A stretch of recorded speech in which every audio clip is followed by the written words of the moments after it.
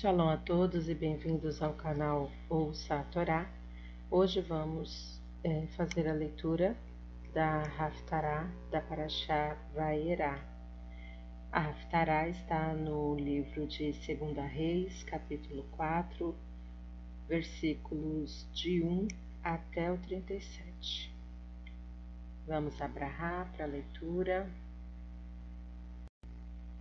Baruch atah Adonai Eloheinu melech haolam, asher bará bem-vindo tovim viratsav et virehem hanemarim beemet. Baruch atah Adonai aboher batorá v'moshe avido v'Israel amo v'enviei haemet v'hatsedek. Bendito sejas tu, Adonai, nosso Elohim, Rei do Universo, que escolheste bons profetas e que quiseste suas palavras ditas verdadeiramente. Bendito sejas tu, Eterno, que escolheste a Torá, teu servo Moisés, teu povo Israel, e profetas da verdade e da justiça. Amém. E uma mulher, dentre as mulheres dos discípulos dos profetas, clamou a Eliseu, dizendo: O teu servo Obadias, meu marido, morreu. Tu sabes que o teu servo temia ao Eterno. E chegou o credor, Leorã, para levar meus 2 filhos para serem escravos. Eliseu disse-lhe: Que te hei de fazer? Dize-me, que é o que tens em casa? E ela disse: A tua serva não tem nada em casa, senão uma almotolia de azeite. E disse ele: Vai, pede emprestado fora de casa vasilhas a todos os teus vizinhos, vasilhas vazias, não poucas, e virás e fecharás a porta atrás de ti e de teus filhos, e deitarás azeite em todas essas vasilhas, e porás à parte a que estiver cheia. E partiu, pois, dele, e fechou a porta atrás dela e atrás de seus filhos. Estes chegavam as vasilhas, e ela as enchia. Cheia as vasilhas, disse ela a seu filho: Chega-me cá ainda uma vasilha. E ele lhe disse: Não há mais vasilha nenhuma. O azeite parou. Então ela foi e o fez saber ao homem de Deus, e ele disse: Vai, vende o azeite, e paga a tua dívida, e tu e teus filhos vivei do resto.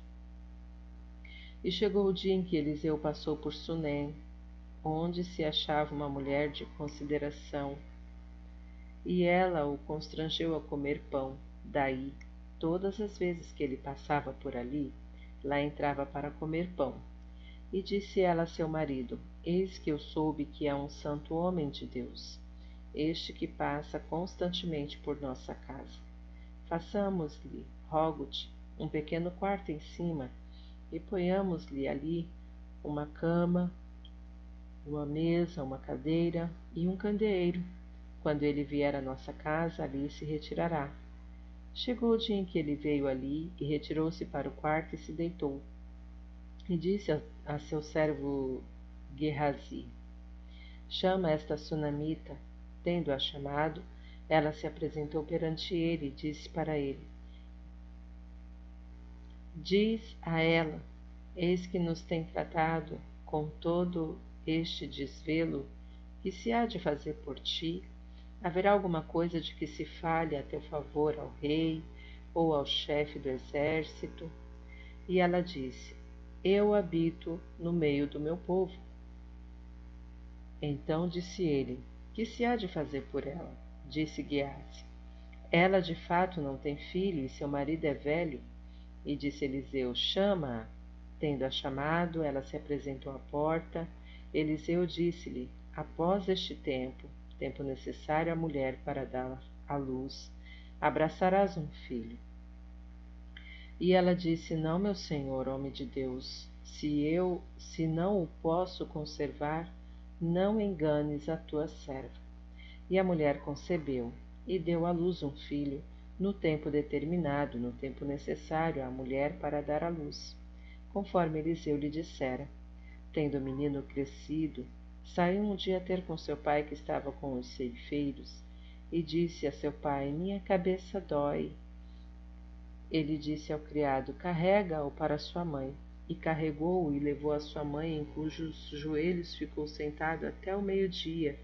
E então morreu. Ela subiu e o deitou sobre a cama do homem de Deus, fechou a porta e saiu. E chamou a seu marido e disse-lhe: Manda-me, rogo-te, um dos criados e uma das jumentas, para que eu vá correndo até o homem de Deus e volte. Ele perguntou: Para que vais a ele hoje? Não é lua nova, nem sábado? E ela diz: Paz, não há mal nisso. E ela albardou a jumenta e disse ao seu servo: Guia e anda, não te detenhas no caminhar por minha causa, senão quando eu te disser. E andou e foi ter com o homem de Deus ao monte Carmelo. Vendo-a de longe, o homem de Deus disse ao seu criado Gehazi: Eis aí a Shunamita. Agora corre ao seu encontro e diz-lhe: A paz está contigo? A paz está com teu marido? A paz está com o menino? Ela respondeu: Tudo em paz. E ela veio a ter com o homem de Deus ao monte e apegou-lhe nos pés. Chegou-se Gehazi para remover, porém o homem de Deus lhe disse: Deixa, porque a sua alma está em amargura, e o Eterno mo encobriu e não mo manifestou. Então disse ela: Acaso pedi-te eu algum filho, meu senhor? Não disse eu: Não me enganes? E disse Eliseu a Gehazi: Cinge os teus lombos, toma meu bordão na tua mão e vai. Se encontrares alguém, não o saúdes, e se alguém te saudar, não lhe responda. E porás meu bordão sobre o rosto do menino. E disse a mãe do menino: Tão certo como existe o Eterno e pela vida da tua alma, que não te deixarei. E levantou-se ele, pois, e a seguiu. E passou Gehazi adiante deles e pôs o bordão sobre o rosto do menino. Porém, não houve nele nem voz, nem ouvido, e voltou a encontrar-se com Eliseu e disse-lhe: Não despertou o menino.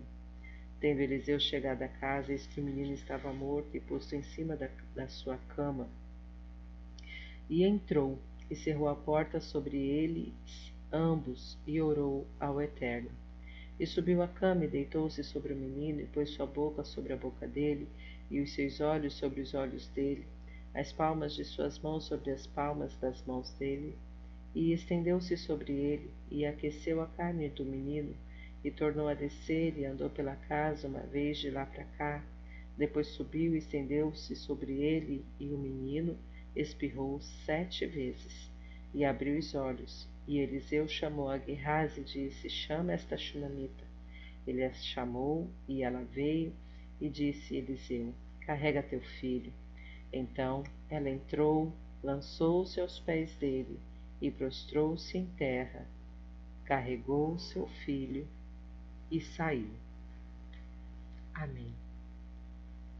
Bendito sejas tu, Adonai, nosso Deus, Rei do Universo, rochedo de todos os mundos, justo em todas as gerações, Deus fiel, que realiza o que anuncia, que promete e cumpre, que todas as suas palavras são verdade e justiça. Fiel és tu, ó Eterno nosso Deus, e fiéis são as tuas promessas, e nenhuma sequer das suas palavras jamais se tornará vã, pois és Deus e Rei fiel e misericordioso. Bendito sejas tu, Eterno Deus, que é fiel em todas as suas palavras. Tem misericórdia, conte Sion, por ser este o centro espiritual de nossa vida, e a comunidade de Israel, de alma entristecida, salva logo ainda em nossos dias. Bendito sejas tu, Eterno, que alegras-te Sion com seus filhos. Alegra-nos, ó Eterno nosso Deus, com a vinda do profeta Elias, teu servo, e com o reino da casa de Davi, teu ungido. Que este venha logo e que nossos corações com isso se rejubilem. No seu trono não se sentará um estranho, e não herdarão outros a sua glória, pois juraste a Davi que não se apagará a sua luz por toda a eternidade. Bendito sejas tu, Eterno escudo de Davi. Pela Torá, pelo serviço religioso, pelos profetas e por este dia de Shabat, que nos deste, ó Adonai, nosso Deus, para a santidade, para descanso, para a honra e para a glória. Por tudo isso te rendemos graças, ó Eterno nosso Deus, e te bendizemos. Louvado seja teu nome pela boca de todo ser vivo continuamente, por toda a eternidade. Bendito sejas tu, Eterno, que santificas o Shabat. Amém. Shalom a todos e bem-vindos ao canal Ouça a Torá. Vamos ler a passagem da Brit Hadashah referente à Parashá da semana, Vayera. Antes, vamos abrahar. Baruch atah Adonai, Eloheinu melech haolam, asher natan lanu et Yeshua, ben ha kimeshienu gualeinu moshienu kaporoteinu vadoneinu vet sifrei Brit Hadashah. Amenu ulechol amin. Baruch atah Adonai noten Yeshua bi Yeshua Hamashiach. Bendito sejas Adonai, nosso Elohim, Rei do Universo, que nos deste Yeshua, teu Filho, como nosso Messias, nosso Redentor, nosso Salvador, nossa expiação e nosso Senhor, e que deste os livros da nova aliança ao nosso povo e a todos os povos. Bendito sejas Adonai, que concede salvação em Yeshua, o Messias. A primeira passagem está no livro de Lucas, capítulo 17, versículo 26 a 37. Da mesma forma, no tempo do Filho do Homem, as coisas serão semelhantes aos dias de Noé. As pessoas comiam e bebiam, homens e mulheres se casavam, até o dia que Noé entrou na arca. Então veio o dilúvio e destruiu a todos. Da mesma forma aconteceu no tempo de Lot. As pessoas comiam e bebiam, compravam e vendiam, plantavam e construíam. Mas no dia em que Lot deixou Sidom, choveu fogo e enxofre do céu e destruiu todos. Acontecerá exatamente assim no dia em que o Filho do Homem for revelado.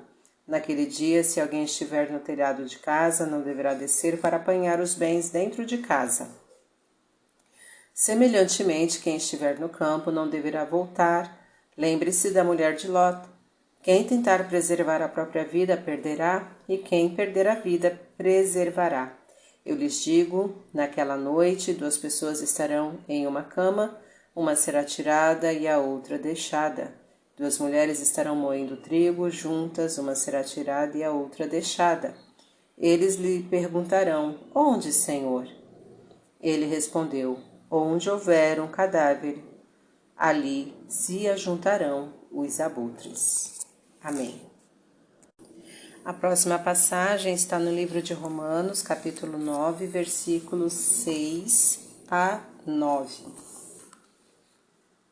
Entretanto, a presente condição de Israel não significa que a palavra de Deus tenha falhado, porque nem todos os de Israel são verdadeiramente parte de Israel. Na verdade, nem todos os descendentes são a semente de Abraão. Ao contrário, a partir de Isaac deve ser considerada a sua semente. Em outras palavras, os descendentes físicos não são filhos de Deus, mas os filhos da promessa referem-se a quem deve ser considerado semente de Abraão. Porque isto é o que a promessa disse, no tempo devido virei e Sara terá um filho. Amém.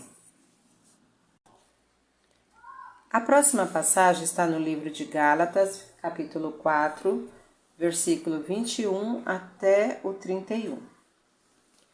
Digam-me, vocês que desejam se sujeitar ao sistema resultante da perversão da Torá em legalismo, acaso não ouvem o que a própria Torá diz? Ela afirma que Abraão teve 2 filhos, um com uma escrava e um com uma mulher livre. O filho da escrava nasceu da capacidade limitada dos seres humanos, mas o filho da mulher livre nasceu do poder miraculoso de Deus, no cumprimento de sua promessa. Então extraímos um midrash dessas coisas. As 2 mulheres são 2 alianças. Uma é do Monte Sinai e gera filhos para a escravidão. Esta é Agar. Agar é o Monte Sinai na Arábia. Ela corresponde à atual Jerusalém, porque serve como escrava com seus filhos. Mas a Jerusalém do alto é livre, e ela é nossa mãe, porque o Tanar diz, alegre-se a estéril, clame e grite, você que não está em trabalho de parto, porque a mulher abandonada terá mais filhos do que a acompanhada pelo marido. Vocês, irmãos, à semelhança de Isaac, são os filhos referidos na promessa divina. Entretanto, como outrora o nascido da limitada capacidade humana persegue o nascido do poder sobrenatural do Espírito, mas o que diz o Tanar? Livre-se da escrava e de seu filho, porque de forma alguma o filho da escrava herdará com o filho da mulher livre. Portanto, irmãos, não somos filhos da escrava, mas da livre. A próxima passagem está no livro Judeus Messiânicos, Hebreus, capítulo 6, versículo 13 até o 20. Quando Deus fez sua promessa a Abraão, jurou cumprir o que prometera, e por não ter ninguém maior que ele mesmo por quem pudesse jurar, jurou por si mesmo e disse: certamente abençoarei você, e com certeza lhe darei muitos descendentes. E assim, depois de esperar pacientemente, Abraão viu a promessa cumprida. Os homens juram por alguém superior a si mesmos, e a confirmação de um juramento põe fim a toda disputa. Portanto, quando Deus quis demonstrar da forma mais convincente o caráter imutável de suas intenções relativas a quem deveria receber o que ele prometera, adicionou um juramento à promessa, de modo que, mediante duas coisas imutáveis nas quais Deus não poderia mentir, nós que abandonamos tudo para nos firmarmos na esperança apresentada, fôssemos fortemente encorajados. Temos esta esperança como uma âncora certa e segura para nós mesmos, uma esperança que segue diretamente para o que estava no interior da Parorrete, onde o predecessor entrou a nosso favor, isto é, Yeshua, que se tornou um Cohen Agadol para sempre, comparável a Malquisedec. Amém. Ainda em Judeus Messiânicos, Hebreus, capítulo 11, versículo 13 a 19. Todas essas pessoas mantiveram a confiança até a morte sem terem recebido o que lhes fora prometido. Apenas viram de longe e também a cumprimentaram à distância, enquanto reconheciam ser estrangeiros e residentes temporários na terra. As pessoas que falam dessa forma deixam claro sua procura por uma pátria. Entretanto, se mantivessem a lembrança da que deixaram, teriam a oportunidade de retornar. Em vez disso, aspiravam a uma pátria melhor, celestial.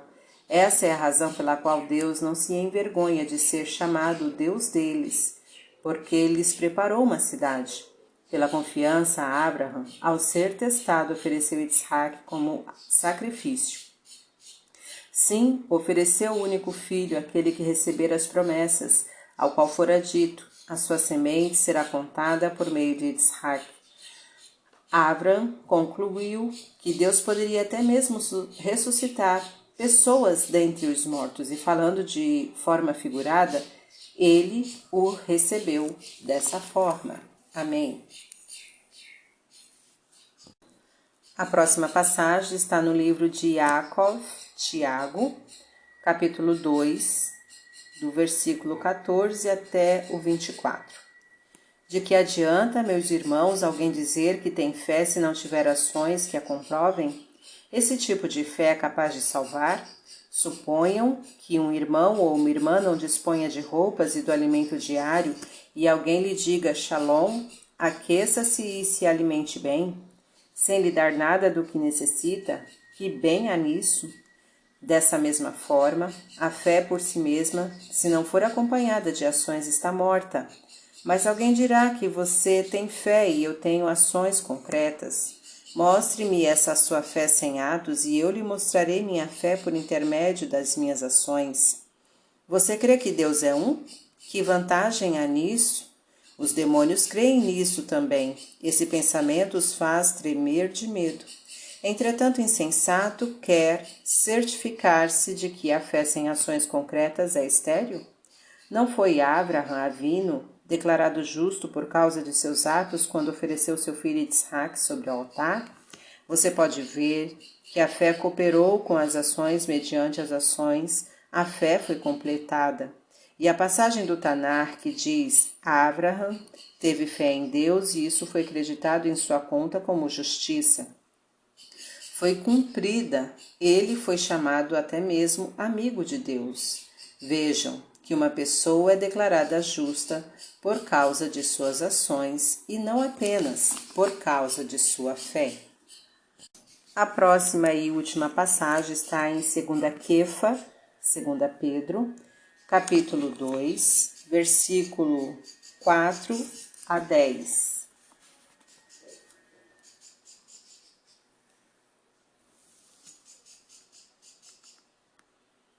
Porque Deus não poupou os anjos que pecaram. Ao contrário, colocou-os em calabouços sombrios mais baixos que o Sheol, reservados até o juízo.